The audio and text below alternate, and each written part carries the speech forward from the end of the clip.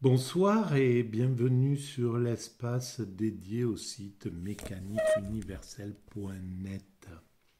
Le site qui essaie de démontrer que l'humanité évolue vers son ultime perfection. Alors, cette ultime perfection, c'est l'extase. Et là, j'ai découvert une perle pour moi, quelque chose d'incroyable. C'est la mise à disposition par la CIA de la déclassification de 12 millions de pages révélant des détails jusqu'à l'inconnu sur le programme qui s'appelle le projet Stargate, qui a été réalisé dans les années en 83. C'était une analyse du processus de la passerelle qui fournit un aperçu scientifique de la conscience humaine, des expériences extracorporelles et d'autres états d'esprit alternés. Alors, bon, c'est la troisième vidéo, celle-ci. Donc, je vous renvoie à l'écoute des vidéos précédentes pour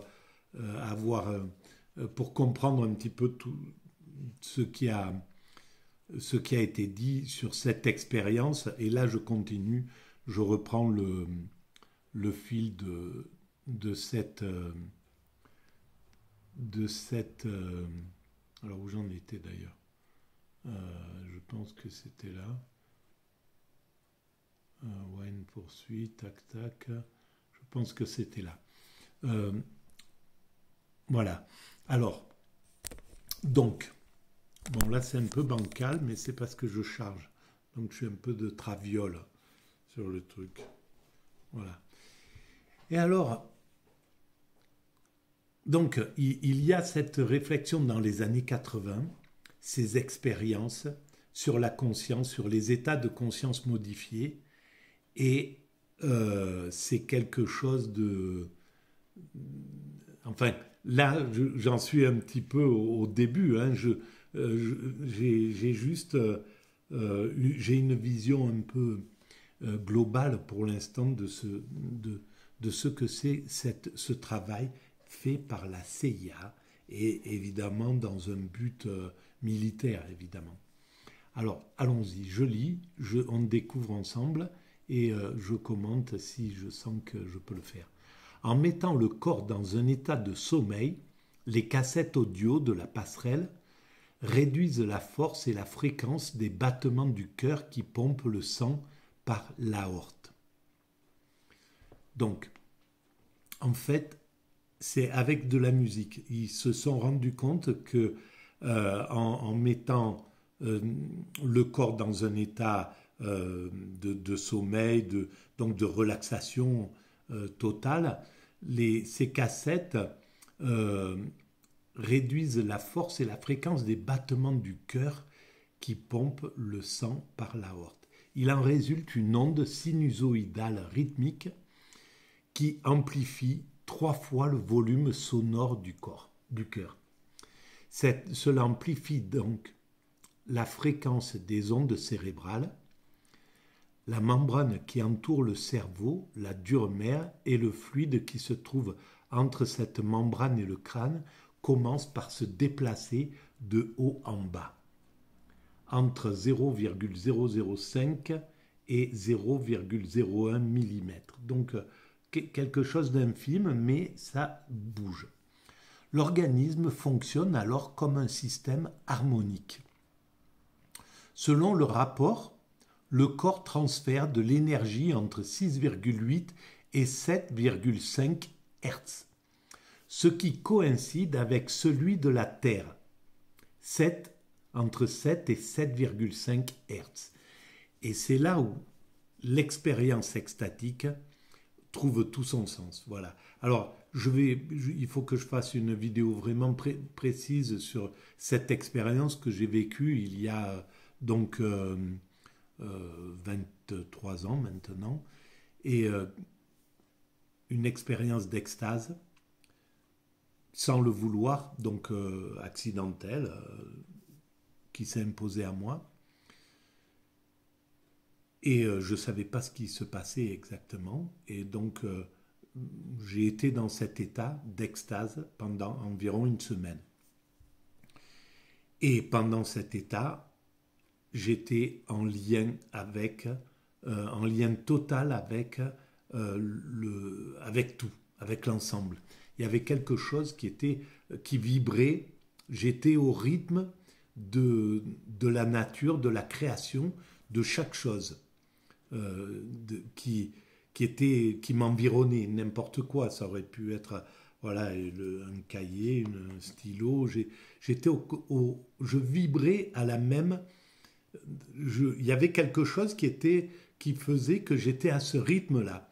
Donc, c'est pas du tout le rythme de conscience, c'est pas du tout l'état de conscience dans lequel je suis là, par exemple, qui est un état de conscience ordinaire, donc avec agitation, voilà, même si j'étais calme, mais ça serait quand même cet état de conscience ordinaire. Mais l'état de conscience extatique, c'est vraiment différent. C'est-à-dire qu'on est plongé dans l'immédiat, dans la contemplation, on perd aucune énergie, on est dans cet état d'amour absolu, mais qui est un amour au summum de ce que peut être le sentiment d'amour. Donc il n'y a pas de variation, on n'aime pas plus un truc, donc il n'y a pas il n'y a pas de fluctuation. Par exemple, là, quand je parle, je m'affole un peu, puis je suis un peu plus fatigué, puis etc. On est toujours dans des états comme ça. Un rien nous fait monter, bon voilà, ou nous apaise. On est toujours dans ces fluctuations. Et dans cet état, on n'est pas du tout dans une fluctuation. On est dans quelque chose de linéaire, une vibration particulière. Et donc là, c'est vraiment incroyable parce que c'est ce que je pense, c'est ce que j'ai exprimé dans les premières vidéos, c'est que le, les cassettes audio de cette expérience-là plongeaient les êtres humains qui ont fait cette expérience dans cet état d'extase. Et donc, ils vibrent à la même à la vibration de la Terre. Les ondes qui en résultent sont longues, environ 40 000 km, ce qui correspond d'ailleurs au périmètre de la planète. Selon Bentoff, le signal peut, à ce moment-là, se déplacer autour du champ électrostatique mondial en 1/7 de seconde. Et c'est là où on va découvrir des choses mais hallucinantes. Euh, ils viennent de le déclassifier, c'est pas pour rien que ça arrive maintenant, 40 ans, 45 ans après ou 40 ans après ces expériences-là. Et donc là, voilà, ça va être repris, ça va être compris, ça va être analysé. On va en faire quelque chose. Et évidemment, cet état d'extase, on vibre au degré de la planète. Et c'est pour ça que il m'est arrivé un truc dans cet état-là. J'étais sur une rampe dehors, à l'extérieur, sur une terrasse. J'avais les deux mains posées sur la rambarde et je regardais le paysage et j'étais plein d'amour dans cet état d'extase, plein d'amour, complètement euh, relax, enfin dans cet état particulier. Et il y avait des oiseaux qui étaient là et j'ai entendu un oiseau et j'ai regardé un oiseau et j'étais plein d'amour pour cet oiseau, mais comme pour le reste, quoi. Et cet oiseau a volé et il est venu se poser au milieu, entre mes deux mains, qui étaient posées comme ça. Et il s'est posé là, il est resté un moment, je l'ai regardé, et puis il est parti. Donc voilà, une chose qui jamais aurait pu arriver, parce que certainement, mon état d'agitation normal est perçu par les animaux. Et ça correspond d'ailleurs à l'expérience que j'ai vécue dans l'état d'extase et que je raconte dans une vidéo précédente euh, avec un chien qui est venu, un berger allemand qui est venu vers moi et j'étais dans cet état et il s'est arrêté et on se regardait, voilà, il aboyait pendant tout le moment où le gendarme l'a lâché, et quand il est arrivé là, il était devant moi, et je me souviens plus de ce qui s'est passé, si je l'ai caressé ou si j'ai juste regardé, mais en tout cas, il était apaisé, le gendarme, quand il m'a vu, quand on a parlé, il est arrivé comme un gendarme, quoi. Et puis là, il s'est apaisé, il m'a parlé. Il m'a dit, oui, oui, vous inquiétez pas. J'ai dit, je me promène. Il a dit, oui, il n'y a aucun problème. Allez-y, promenez-vous, il n'y a pas de problème. Et il est parti. Et donc, voilà. Et moi, j'étais dans cet état d'extase. Alors, on continue parce que il faut avancer quand même.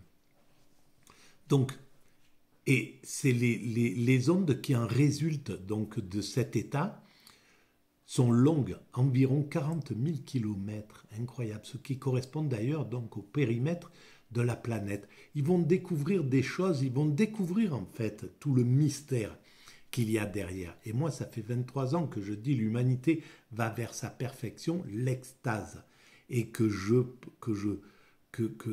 comprends pourquoi cet état d'extase est complètement particulier, lié à la création, quoi, lié à la façon dont les choses sont construites. Alors, un niveau psychoquantique plus profond. Wine poursuit en évoquant la nature même de la matière et de l'énergie. La matière solide, dit-il, n'existe pas. La structure atomique de la matière est plutôt composée de grilles d'énergie oscillantes, entourées elles-mêmes par d'autres grilles d'énergie oscillantes en orbite autour du noyau à des vitesses extraordinairement élevées. Et ça, c'est incroyable. Il y a quelques vidéos, on a parlé de ça, et je l'ai écrit sur la mécanique universelle, parce que euh, évidemment que la matière n'existe pas, un atome, c'est un noyau fait de plein de petits neutrons, électrons, je ne sais pas ce que c'est, mais enfin, quand on décortique tout ça, on arrive au bout, et il n'y a plus que de l'énergie, quoi. Il reste pratiquement plus de matière, et d'ailleurs, apparemment, le boson de Higgs, c'est la particule, les scientifiques l'appellent la particule de Dieu, et apparemment c'est la particule qui a la propriété de transformer l'énergie en matière, de faire que l'énergie, que ça devienne de la matière, que le monde existe, qu'il y ait, que ça soit dur, que quand ça rencontre le truc, ça applaudit, voilà. Bref, que la matière existe. Et donc, et après, ce noyau, tout autour, gravitent les électrons qui font que ça donne et ça tourne à une telle allure dans un espace complètement vide. L'électron, c'est un truc complètement vide quasiment. Et donc, c'est juste l'agitation qui fait que ça donne l'illusion de cette réalité, de ce qu'on vit. Et pour moi, le vide, qui est la constitution la constitution fondamentale de toutes ces particules, de tous ces quarks, bosons, électrons, neutrons, machin, tous les noms qui sont donnés à ces particules élémentaires, l'essence fondamentale qui est immatérielle, c'est ça le divin. Et c'est quand on est au contact du divin, alors pourquoi c'est le divin dans cette création? Peut-être que c'est aussi autre chose, peut-être que le divin, c'est aussi il est aussi sous une autre forme en dehors de cet univers, dans un autre espace que cet univers, c'est possible. On n'en sait rien pour l'instant, c'est quelque chose qu'il va falloir comprendre. Mais on va comprendre bien plus à travers cette quête de l'extase qu'en essayant de chercher le fond de l'univers. Alors oui, on va y arriver à voir ce qu'il y a complètement au fond, comment s'est constitué cet univers, etc. Mais là, c'est déjà un autre boulot. À travers l'extase, je pense qu'on va approcher vraiment de ce que c'est que le divin. On va comprendre, et beaucoup plus rapidement que ce qu'on imagine. Alors donc, voilà, L'univers entier, en bref, est un système complexe de champs d'énergie, certains au repos, d'autres en mouvement, et les états de la matière sont des variations de l'état de l'énergie. C'est que ça. Le résultat de ces énergies qui bougent et rebondissent est une projection, un hologramme en 3D qui est la réalité telle que nous la percevons et la vivons. La conscience n'est qu'un système superposé au schéma énergétique, écrit Wine. La conscience n'est qu'un système superposé au schéma énergétique. Pourquoi Bon, je ne comprends pas là. Écrit Wine. Grâce aux mathématiques, chaque plan de cette grille peut réduire les données en une forme 2D. Notre esprit binaire est alors capable de les traiter et de les comparer à d'autres données stockées dans notre mémoire. Et c'est ainsi que notre réalité est formée. Donc, c'est la conscience qui formerait la réalité. La moitié droite du cerveau fonctionne comme la matrice primaire ou le récepteur de cette entrée holographique. La moitié gauche compare les données et les réduit à une forme bidimensionnelle. Et alors, avant de tomber dans la mécanique universelle, avant d'arriver avec cette phrase « l'humanité », d'imaginer cette phrase « l'humanité est destinée à atteindre sa perfection », j'étais dans la peinture, dans l'art. Et dans l'art, j'ai travaillé une grande partie sur les deux hémisphères du cerveau, le côté émotionnel et rationnel, le côté hypermétrope et le côté myope et hypermétrope. Ces deux visions complètement séparées, en somme, et je cherchais l'équilibre entre les deux. Donc d'un côté, il y avait les peintres émotionnels et de l'autre, les peintres rationnels, le minimalisme, les Buren par exemple, et puis de l'autre, les peintres qui travaillaient la matière, l'émotion, etc., Ribérol, je ne sais pas qui on pourrait dire. Bon, bref. Et j'avais analysé toute l'histoire de l'art grâce à cette analyse des deux cerveaux que j'avais lu sur un bouquin, je ne sais plus où, j'avais vu qu'ils étaient en train de travailler sur les deux hémisphères, etc. Et j'avais adapté ça à l'histoire de l'art. Et donc, je trouvais que le point central, c'était parce que ces deux forces, ces deux façons de concevoir le monde s'imposaient dans l'art les unes sur les autres. Quand un mouvement était abstrait, le mouvement derrière était rationnel ou était l'inverse de l'abstrait. Quand un mouvement était minimaliste, l'autre, il allait essayer de mettre de la profusion, celui qui venait derrière. Comme en fait, le fils veut toujours foutre en l'air le père pour faire passer ses idées, quoi. C'est le principe de l'évolution. Et donc, ça, c'est le mécanisme de l'évolution. Et au fond, je cherchais toujours l'équilibre.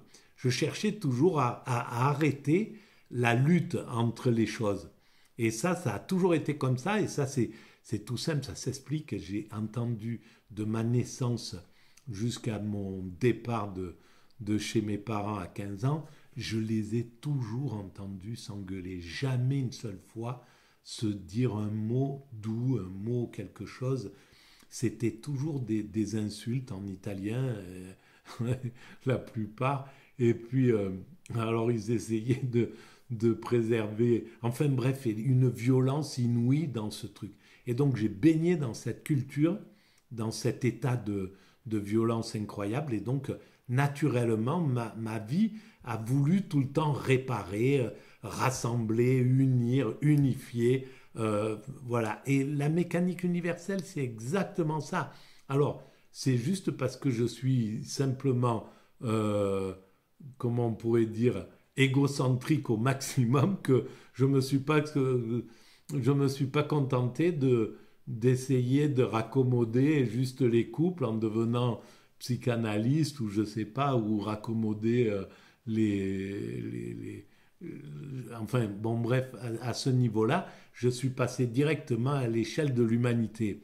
Et s'il y avait eu de l'univers, je l'aurais fait. Mais bon, c'était vraiment à ce niveau-là que je voulais. Ça, c'est vraiment important. Ça me permet de faire mon journal intime à travers ça. Et en fait, donc, dans ces deux mouvements émotionnels, rationnels, qui étaient là et chacun avait une part de la vérité, et je cherchais le mouvement qui allait raccommoder tout ça. Et j'avais pensé que c'était le naïf. En fait, le naïf était au centre de ces deux mouvements. Et très souvent, les artistes avaient toujours, d'un mouvement extrême, s'accompagnaient toujours d'un naïf. Il y avait toujours des naïfs autour d'eux. C'est le cas, par exemple, Picasso, ben, c'était le douanier Rousseau. Pour comment il s'appelait, Dubuffet, c'était les fous il allait chercher la peinture. Voilà. Bon, bref, il y avait toujours cette quête enfin, il y avait souvent cette quête-là. Et donc, le naïf, pour moi, c'était l'idéal. Parce que le naïf, on lui accroche pas son ego. Il vient, il s'en fout de. Tu peux arriver en disant regarde la belle Porsche que je me suis payée. Il s'en fout complètement. Le naïf, ouais, mais, et le seul truc, c'est qu'ils te prennent dans le bras et qu'ils te disent ouais, c'est bien. On va faire un tour, allez, hop, hop, hop, voilà, c'est tout. Et donc, il y a pas de. On ne peut pas accrocher son ego sur le naïf. Et voilà. Et donc, c'était, pour moi, l'avenir, il était là, dans ce truc-là. Mais un naïf intellectuel, j'ai essayé, et c'est pour ça que ça n'a pas fonctionné dans la peinture, parce que, mais simplement parce que je ne me suis pas concentré non plus. Je savais que j'étais pas à ma place dans la peinture. Je souffrais trop, c'était pas mon truc, il fallait me montrer, il fallait aller au vernissage et tout. J'étais fait pour la philosophie, pour vivre enfermé, seul dans un truc, sans qu'on m'embête, voilà, pour être dans ce recul comme ça. Et donc, quand j'ai trouvé la philo, j'ai compris que j'avais, voilà, paf, j'avais matché, j'avais trouvé vraiment mon, le pourquoi j'étais fait. Voilà. Et ça, c'est le truc que chaque être humain, l'humanité doit arriver peut-être dans quelques décennies, dans quelques siècles, chaque être humain qui arrivera sur cette planète pourra trouver exactement pourquoi il est fait. La société humaine se sera bien organisée aura évolué de manière à ce que chaque être humain trouvera sans difficulté, sans que personne le force, n'importe quoi. On est tous divers, et dans notre diversité, on trouvera chacun le pourquoi on est fait. Et donc, on rentre dans l'équilibre absolu quand c'est comme ça, parce qu'on tombe dans la passion, quoi que ce soit qu'on fasse, si on est caissière, ou si on est charpentière, ou si on est bergère, ou si on est philosophe, c'est pareil. Si on trouve, quand on trouve le pourquoi on est fait, on est zen, voilà. Et ça, c'est important. Et donc, voilà, j'ai arrêté donc la peinture et, et j'ai intitulé ma philosophie la philosophie naïve du devenir humain. J'étais encore dans l'idée de ce naïf-là. Et ce naïf, il est toujours là. J'ai pas eu le temps de le creuser, mais c'est sûr qu'il y a moyen de faire du naïf contemporain, quoi, quelque chose comme ça. Voilà. Bon, je pense que je vais arrêter là sur cette vidéo, les amis, parce qu'on est allé déjà loin, et je reprendrai dans la foulée. Je suis fatigué, mais là, je suis aussi exalté, donc on va voir qui c'est qui va l'emporter. Je vous remercie et je vous dis à très bientôt. N'oubliez pas, les pouces, l'index, le majeur, l'annulaire, l'auriculaire, pour appuyer sur les pouces bleus, n'importe lequel. Pareil pour s'abonner, c'est gratuit à la chaîne et ça fait exploser le potentiel. Au lieu d'avoir 200, 100 vues, 150 vues par jour, on va arriver à 1,750 milliard. Donc, une fois que toute l'humanité est consciente qu'on va vers notre perfection, c'est bon. On n'a plus qu'à se reposer et on y va tranquillement, sans accélérer le truc, mais juste en ayant fait faire 90 degrés à la conscience, et donc on voit la finalité. Et si on observe la finalité, on est heureux. On fait notre travail, on sait que on travaille pour l'humanité, quoi qu'on fasse, c'est parfait. Qu'on travaille, même toutes nos erreurs, c'est exactement ce qu'il faut. Donc on arrive au zen, à la zen attitude totale, si on arrive à ça. Donc voilà, il faut arriver à 1 milliard de vues jour. Ça paraît plausible, facile. Bref, je suis exalté et c'est pour ça que je dis des bêtises, mais ça me fait du bien. Ouais. Voilà. Et parce que j'ai découvert ce truc-là et je trouve que ça va me permettre d'avancer là-dedans. Voilà. Et puis vous en parlez autour de vous si vous voulez, et puis vous laissez des commentaires, il n'y a aucun problème. J'y répondrai avec plaisir et systématiquement. À très bientôt.